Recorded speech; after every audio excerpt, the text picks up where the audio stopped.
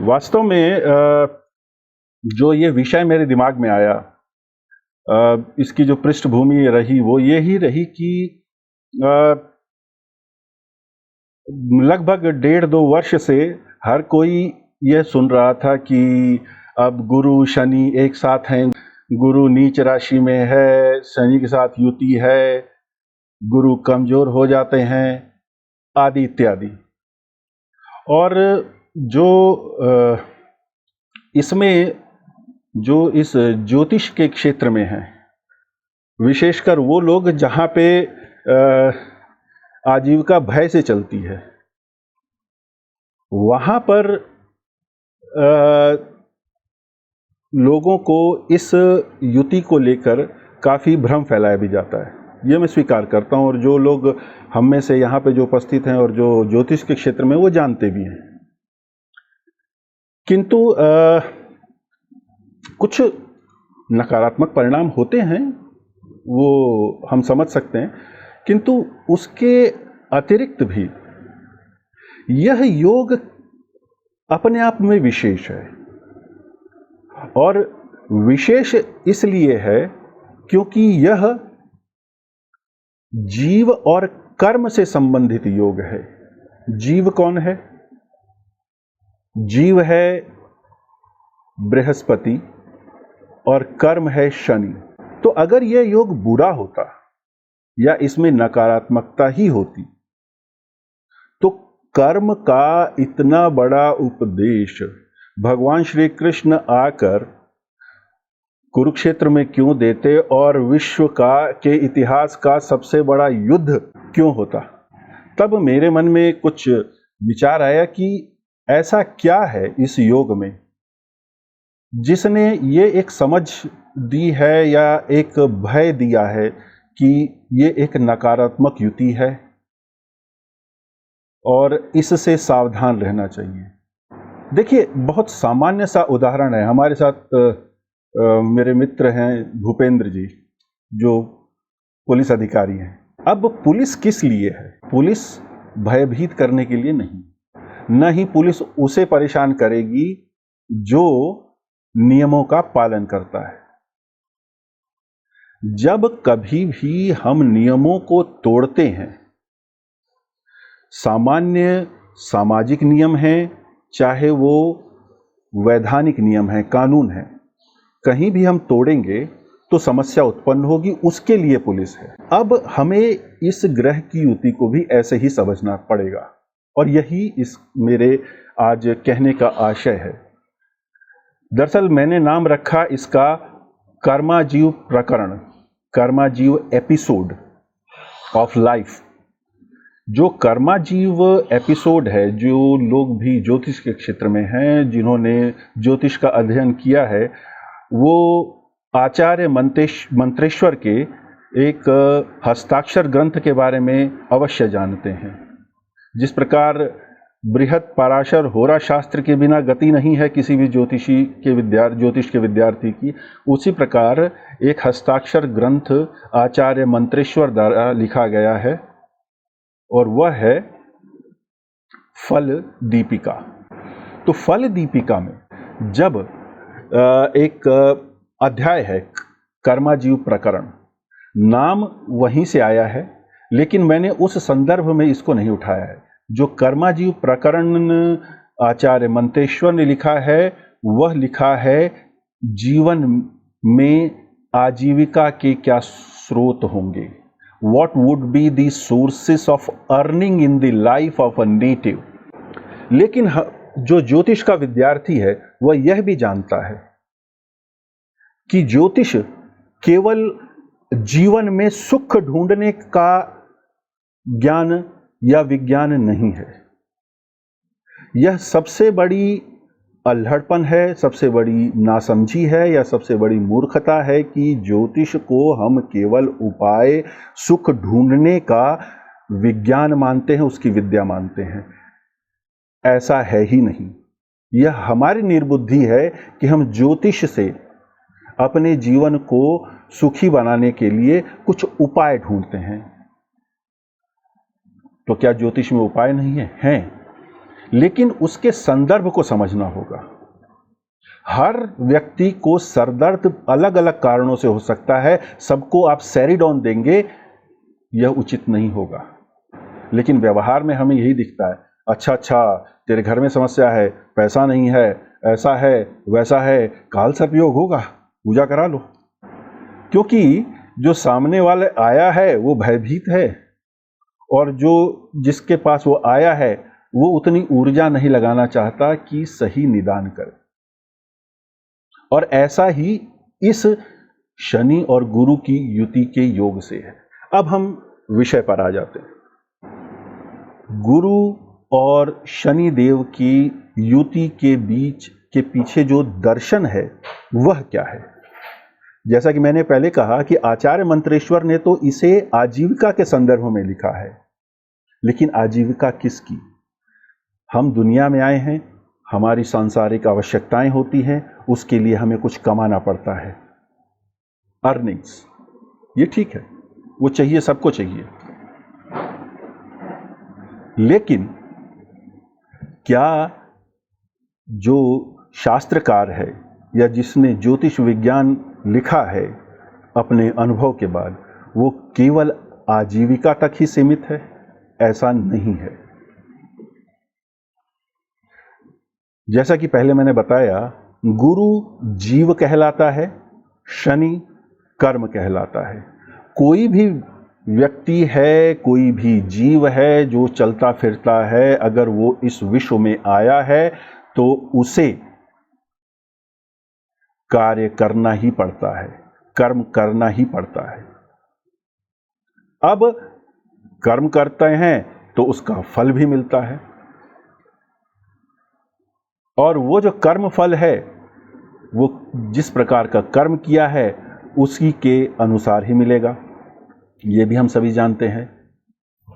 यदि गेहूं बोएंगे तो गेहूं ही निकल के आएगी, चावल बोएंगे तो चावल निकल के आएगी, अच्छाई बोएंगे अच्छाई निकल के आएगी, और बुराई बोएंगे तो बुराई निकल के आएगी।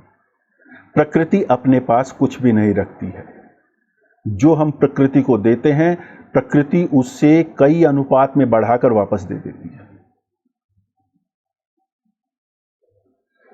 तो आते हैं पहले जीव पर। जीव क्या है? किसी का भी इस विश्व में शरीर के रूप में आना, चाहे वो इंडस्ट्रियल मैन्युफैक्चरिंग है, वहां पे भी आप एक फिजिकल बॉडी किसी को देते हैं, एक भौतिक शरीर बना के देते हैं, चाहे वो मशीन है चाहे कंप्यूटर है।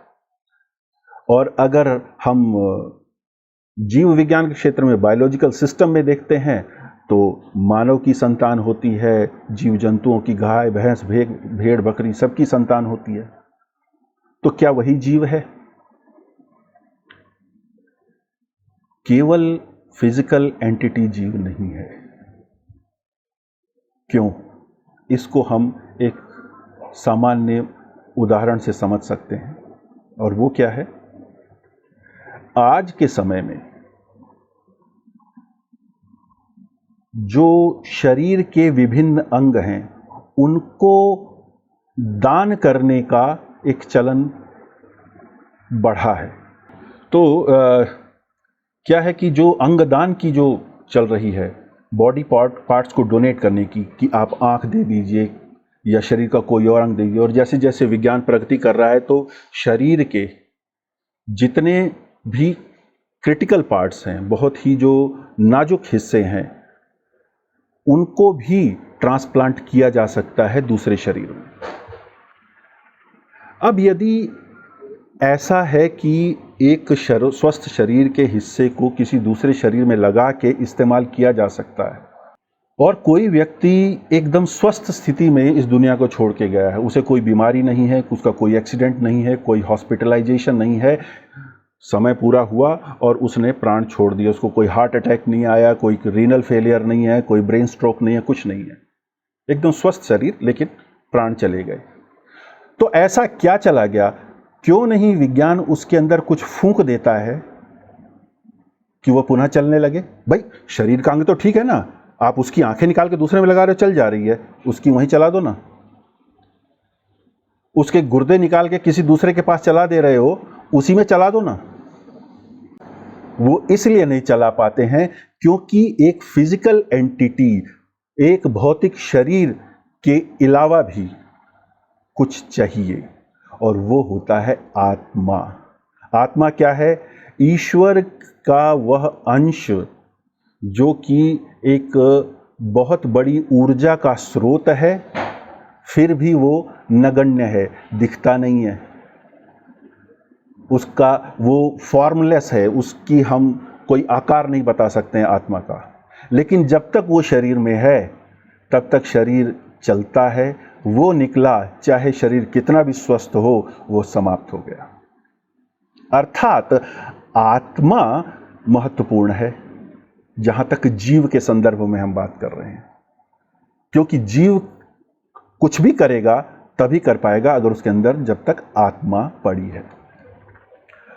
अब आत्मा तो शरीर में आ रही है, लेकिन हमारा जो वैदिक वांग्मय है वो आत्मा की मुक्ति की बात करता है। जब आत्मा की मुक्ति की हम बात कर रहे हैं तो आत्मा फिर आ कहां से रही है? ये जितने भी कम से कम आध्यात्मिक क्षेत्र में लोग जुड़े हुए हैं, और मुझे लगता है यहाँ जो भी हैं वो सभी इससे जुड़े होंगे आध्यात्मिक क्षेत्र से, वो जानते हैं, वो जिस भी गुरु के पास जाते हैं, जिस भी लिटरेचर को पढ़ते हैं, जिस भी धर्म से संबंध रखते हैं, वो ये जानते हैं और ये मानते हैं कि जो आत्मा है उस पे हमारे कर्म के निशान पड़ते हैं। राइडर कर्म के कैसे? क्योंकि हमारे अंदर इच्छाएं होती हैं। ये स्वाभाविक है, हम इस जीवन में आए हैं, हम बहुत कुछ करते हैं तो हमें कुछ अच्छा लगता है, कुछ बुरा लगता है, कुछ हम करना चाहते हैं, कुछ नहीं करना चाहते, कुछ करना चाहते हैं कोई दूसरा नहीं करने देता, तो हमारे अंदर कुछ प्रतिक्रियाएं इकट्ठी होती हैं और वो इंप्रेशन बनाती हैं, या इंप्रेशन तो नहीं बनाती लेकिन वो राइड करती हैं आत्मा पे। क्योंकि जैसा मैंने कहा कि अगर एक विचार भी उत्पन्न होता है तो आप सृष्टि में एक बीज बो रहे हैं, और ये हम सबका अनुभव है, इस चीज को समझ सकते हैं। हम सबका अनुभव है कि हम ये सोचते हैं कि आज अगर हमें कभी कुछ मिल जाता है, हमने कुछ अचीव कर लिया होता है, तो हमें लगता है यार इस चीज के बारे में मैंने सोचा बहुत पहले था, और ना मुझे लगता था कि मुझ में ऐसा सामर्थ्य होगा, लेकिन मेरे पास ये आ गया। वो क्यों आया? क्योंकि आपने इच्छा से प्रकृति में बीज बोया था। अब इसी प्रकार हम पूरे जीवन अपनी इच्छाओं के कारण जिस प्रकार के भी कर्म करते हैं, उसका एक जो कंक्लूजन है वो आत्मा के ऊपर राइड करता है। या तो वो फुलफिल हो गई तो खत्म हो गया, नहीं फुलफिल हुई तो मृत्यु के बाद वो आत्मा के साथ जुटता है, और आत्मा के साथ क्योंकि जुटा रहता है तो उसको टास्क फिनिश्ड नहीं हुआ है, टास्क फिनिश नहीं हुआ है तो उसके लिए उसे शरीर चाहिए। शास्त्रकार ने कहा है शरीर माध्यम खलु धर्म साधनम। इस जीवन में, इस विश्व में, इस ब्रह्मांड में कुछ भी करना है तो इस शरीर के माध्यम से ही करना होगा। अर्थात you need a instrument to do anything. अगर मुझे कील ठोकनी है तो एक हथौड़ा चाहिए, मात्र सोचने से नहीं होगा। इसी प्रकार आत्मा को भी अपने ऊपर जो संस्कार राइड कर रहे हैं, जो कि अनफुलफिल्ड हैं, पॉजिटिव हैं या नेगेटिव हैं वो एक अलग एस्पेक्ट है, जो अनफुलफिल्ड हैं, जो पूरे नहीं हुए हैं, वो जो संस्कार जब तक पूरे नहीं होंगे तब तक मोक्ष नहीं मिलेगा। अर्थात आत्मा को कमाई किस चीज की करनी है? मोक्ष की। यानी कि आत्मा तब तक मुक्त नहीं होगी जब तक हमने अपने ऊपर जो राइड कर रहे कर्म की इच्छा है वो पूरे नहीं हो जाते। अर्थात महत्वपूर्ण क्या है? जीव की इच्छा, या जिसे हम अपनी इच्छा कहते हैं, या आत्मा की इच्छा। अगर ब्रह्मांड के नियम के हिसाब से देखें तो आत्मा पर लगे हुए जितने भी ये संस्कार हैं, इनका निदान आवश्यक है, तभी मोक्ष मिलेगा, अन्यथा भटकते रहेंगे। अब प्रश्न ये उठता है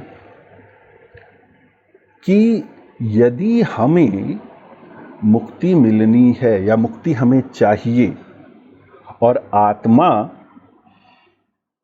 को उनका निदान करना है, तो निदान करने के लिए जो पहली और आवश्यक जो कंडीशन है, जो शर्त है, वो ये है कि कुछ और न जुड़े, अर्थात हमारा जीवन सकाम से निष्काम की ओर जाना चाहिए। दूसरा, क्योंकि हम सामाजिक जीव हैं, हमारा परिवार होता है, माता है, पिता हैं, भाई हैं, बहन है, बच्चे हैं, बड़े हैं, बूढ़े हैं, गुरु हैं, शिष्य हैं, समाज है, मित्र है, सब हैं। इनके साथ जो हमारे संबंध रहेंगे आजीवन, उसमें कुछ प्लस या माइनस तो नहीं रह जाएगा। यह कर्म की दृष्टि से आवश्यक हो जाता है।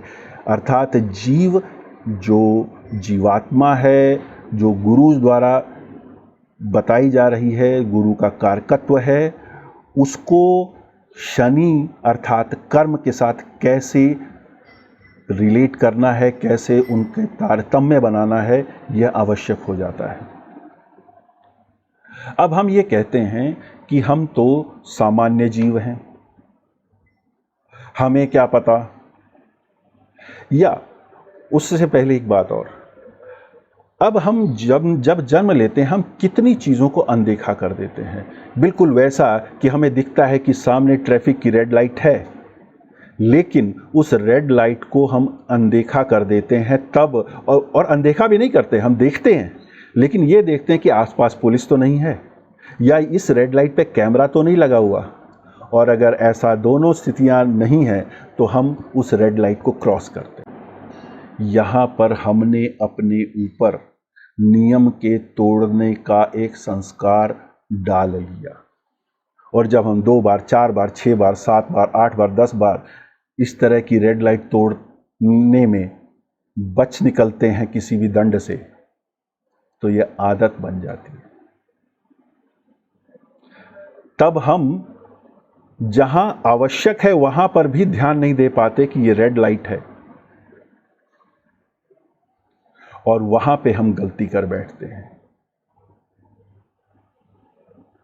तो एक दिन फिर किसी दिन आप को कुरुक्षेत्र में या बनारस की गलियों में गाड़ी चलाने की आदत है, और किसी दिन आपको चंडीगढ़ या दिल्ली जाना पड़ गया, तो होगा क्या? आपने ना सीट बेल्ट लगाई है, ना आपने, आजकल तो फेस पे मास्क भी लगाना ज़रूरी है, मास्क भी नहीं लगाया, और जैसे ही आप मेन रोड पे आए तुरंत एक पुलिस वाला सामने खड़ा हो जाता है, आइए चालान कटवाइए। अर्थात हम अपनी आदतों से एक सिस्टम को बिगाड़ते हैं। उसका परिणाम क्या होता है? देखिए, कुछ भी इस विश्व में अकेले में नहीं होता, आइसोलेशन में नहीं होता। अगर कहीं सूरज उगता है तभी वहां पे वनस्पति पैदा होती है, सूरज नहीं उगेगा वनस्पति नहीं होगी। कुछ भी आइसोलेशन में नहीं हो रहा। सूरज जी महाराज अगर ये सोचें कि मैं 1 महीना छुट्टी पे रहता हूं, बहुत सालों से मैं घूम रहा हूं, तो काम नहीं चलेगा, जीवन खत्म हो जाएगा। कुछ भी आइसोलेशन में नहीं हो रहा है, तो जब आइसोलेशन में नहीं हो रहा है तो फिर हम कर्म को सही क्यों नहीं करते? देखिए, भगवान श्री कृष्ण ने श्री भगवत गीता में कहा है, और जो आज का ये पूरा जो दर्शन है वो यहीं पे केंद्रित है। भगवान श्री कृष्ण अर्जुन को कहते हैं, यदा यदा ही धर्मस्य ग्लानिर्भवति भारत अभ्युत्थानम अधर्मस्य तदात्मानं सृजाम्यहम् परित्राणाय साधूनां विनाशायश्च दुष्कृतां धर्म संस्थापनार्थाय संभवामि युगे युगे। परित्राणाय साधूनां विनाशायश्च दुष्कृतां धर्म संस्थापनार्थाय। 3 ब्रॉड हेडिंग्स दे दी, ये 3 बड़े रीजन दे दिए, इस वजह से मैं धरती पे आता हूं। परित्राणाय साधूनाम, जो शरीफ आदमी है, जिसे हम कहते हैं, जो भोला है, उसे आपने उसके प्राणांत तक जाने की हद तक तंग कर दिया है। आपने मतलब उस विश्व के वातावरण ने। पालघर का एपिसोड तो सुना होगा, जहां पर एक भीड़ आती है, मंदिर से साधुओं को बाहर खींचती है और मार देती। परित्राणाय साधुनाम विनाशायश्च दुष्कृताम, ये दूसरा है। जो दुष्कृत हुए हैं, what wrongs have already been committed, उनको अंडू करना है। परित्राणाय साधुनाम विनाशायश्च दुष्कृताम, जो दुष्कृत हुए हैं उनको समाप्त करना है। धर्म संस्थापनार्थाय, और धर्म की स्थापना करनी है। धर्म मतलब पूजा पद्धति नहीं है, धर्म है righteousness, code of conduct required in the given situation. किसी को गोली मारना अच्छी बात नहीं है, लेकिन मेरा फौजी बॉर्डर पे शत्रु को गोली मारेगा तभी वो अपने धर्म का पालन कर रहा है। किसी को थप्पड़ मारना अच्छी बात नहीं है, लेकिन गुरु शिष्य के जीवन को बनाने के लिए उसको डंडे से भी मारेगा, यह धर्म है। कंटेक्चुअल है, संदर्भ में है। तो भगवान आते हैं तो हम भी कहते हैं हाँ हाँ हाँ, अरे जो हो रहा है होने दो, कोई बात नहीं, सब भगवान की इच्छा से हो रहा है, भगवान आएंगे तो वो अपने आप ठीक कर देंगे, अब कल की अवतार आएंगे, कोई बात नहीं, हमें चिंता करने की क्या जरूरत है। लेकिन हम इस चीज को कह के और ये मानते हमने समझ लिया कि भगवान ने ये कहा परित्राणाय साधुनाम विनाशायश्च दुष्कृताम धर्म संस्थापनार्थाय संभवामि युगे युगे, मैं हर युग में आता हूं। लेकिन इस बात को नोट कीजिए, भगवान कब आते हैं? जब उनकी संतानें जिनको उन्होंने इस धरती पे छोड़ा हुआ है, उनकी संतानें जिनको उन्होंने अपने समान बुद्धि दी है। भगवान कहते हैं आहार, निद्रा, भय, मैथुन, ये 4 चीजें विश्व में हर जीव को दी हैं। मानव को बुद्धि विशेष दी है जो मेरे पास थी। इंटेलिजेंस कहिए, विजडम कहिए, नॉलेज कहिए,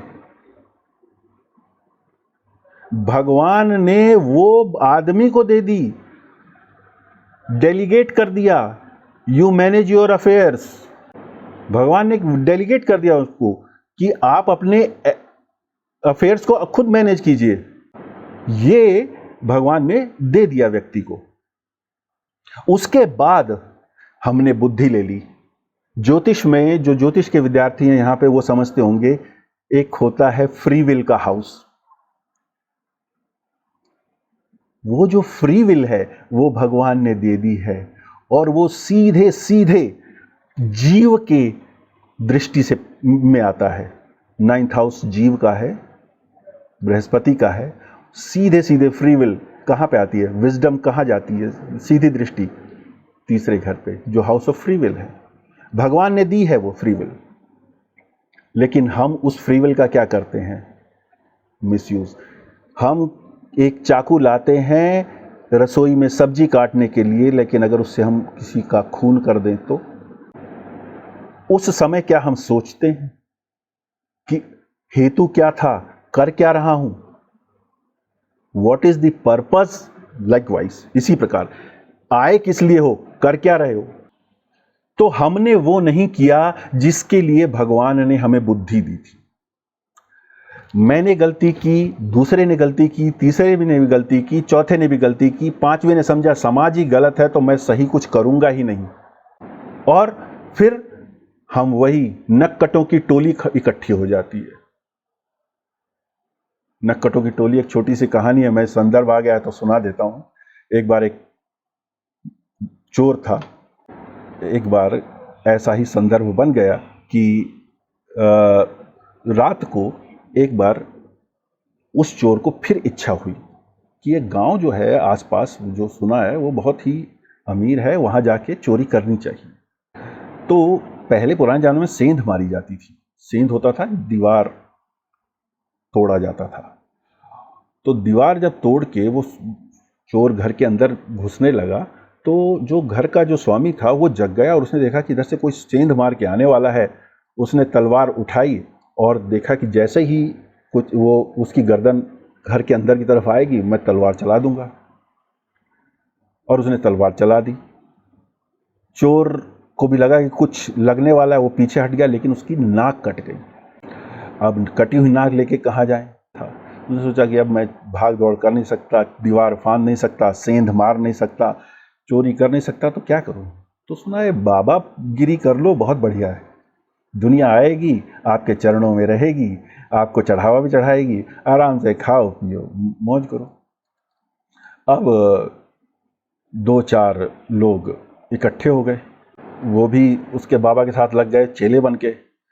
अब कहीं पे एक जंगल में बैठ गए, धुनी रवाने लग गए। वहाँ से आते जाते लोगों ने देखा है कि बाबा जी बैठे हैं, बड़ी धुनी रवाई हुई है, ऐसा है वैसा है। तो जो चेले हैं वो बोलते हैं बाबा जी बोलते नहीं हैं। ये कान, और बाबा जी की विशेषता ये है कि कान में अगर एक बार बोल दें तो उस व्यक्ति को भगवान दिखता है। तो लोग आके पूछने लगे नाक कैसे कटी। बोले नाक कटी नहीं है, भगवान ने, ये बाबा जी ने अपनी नाक भगवान को चढ़ाई है, भगवान ने दर्शन दिए थे इनको। कहते अच्छा, तो क्या बाबा जी भगवान दिखा देंगे। कहते हाँ, नाक कटवानी पड़ेगी। अब लोगों में एक जिज्ञासा थी, भाई भगवान दिख जाए क्या दिक्कत है। तो एक व्यक्ति आया, उसने नाक कटवाई अपनी बाबा जी से, और पर भगवान कहाँ दिखने थे। तो बाबा जी ने उनके कान में बोला, जो चोर था वो बोला कि बोलना शुरू कर दे कि हाँ मुझे भगवान दिख गए, वरना सब तेरा मजाक उड़ाएंगे। तो इस प्रकार एक के बाद जब दूसरे ने पूछा तेरी नाक क्यों कटी, कहता है मैंने तो भगवान देख लिए हैं, तूने देखना है तो बाबा जी के पास जा, वो नाक कटवाओ और अपने कान में मंत्र बोलेंगे। तो इस तरह पूरा गांव नाक कटवा चुका था, नक्कटों की टोली बन गई। इसी प्रकार जो नकारात्मकता है, हम समाज में एक दूसरे को देखते हुए हम नेगेटिविटी से ज़्यादा इंस्पायर होते हैं, हम नकारात्मकता से ज़्यादा इंस्पायर होते हैं नेगेटिविटी से। आजकल तो विलेंस को हीरो मानना शुरू कर दिया गया है, रावण का महिमा मंडन करना शुरू कर दिया है। तो ये जो स्थिति आती है उससे समाज बहुत ही पीड़ादायक, बहुत ही दूषित, बहुत ही गलित स्थिति में पहुंच जाता है। तब भगवान अवतार लेते हैं मानव रूप में, भगवान जन्म लेते हैं पृथ्वी पर। अर्थात हम जैसे मानवों के कुकृत्य, नासमझी, गलतियां, अपराधों के कारण दूषित हुई इस पृथ्वी को ठीक करने के लिए भगवान को पीड़ा में जन्म लेना पड़ता है।